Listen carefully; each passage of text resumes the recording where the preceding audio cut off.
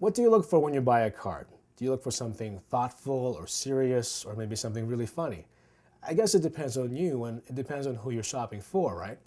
But I'm sure there's one thing we all do when we buy a card. We all look inside. It's hard to assume what's inside the card by simply looking at what's on the outside.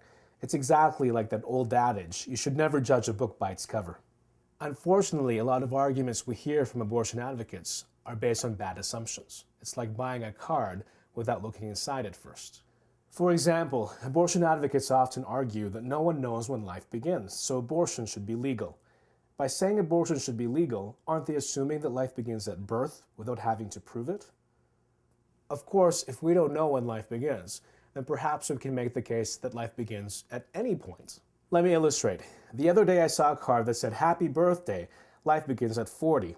Now, of course, when you give this card to a friend, you aren't being serious. You're simply reminding them of all the good things that happen when you get to that age. But if abortion advocates are right, then who's to say this card is wrong? What if life does begin at 40? Does that mean we can kill anybody under 40? Now, abortion advocates would say that's a silly argument, but it's only silly if we know when life begins, and they just claimed we don't. Another classic argument they give is this one, that every child should be a wanted child.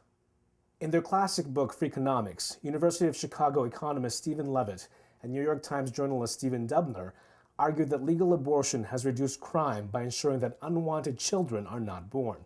They argue that unwanted children tend to commit more crimes than those who are wanted.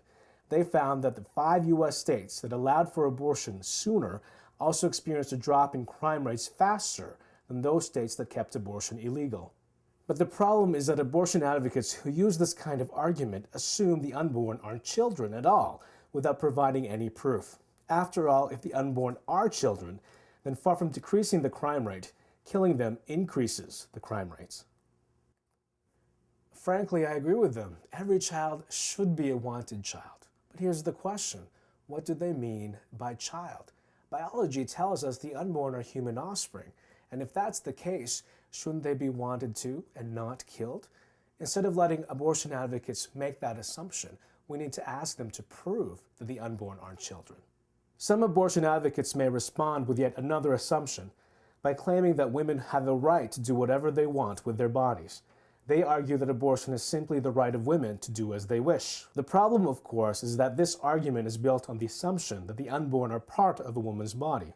And once again, abortion advocates have to prove that, something they never do. They would likely fall back on the argument that's supposed to trump all arguments, that women have a right to choose. Well, of course, abortion is a choice, but some choices are wrong. Let me illustrate. At this card store, I can choose whatever card I'd like. There'd be no right or wrong answer. But if I were to buy this card and choose to write a death threat in it, I could go to jail. Why? Because some choices are so wrong, they are illegal. Abortion advocates falsely assume that just because abortion is a choice, it should be legal. But clearly we can see that not all choices are permitted. Not all choices are tolerated by our laws. Frankly, the debate is not over whether abortion is a choice. Of course it is. The debate is, does that choice hurt someone else? And once again, abortion advocates jump to the conclusion that it hurts no one rather than making any attempt to prove their case. Pro-lifers don't need to be intimidated by arguments used by abortion advocates that are based on faulty assumptions. They use them like buying a card without checking the message inside first.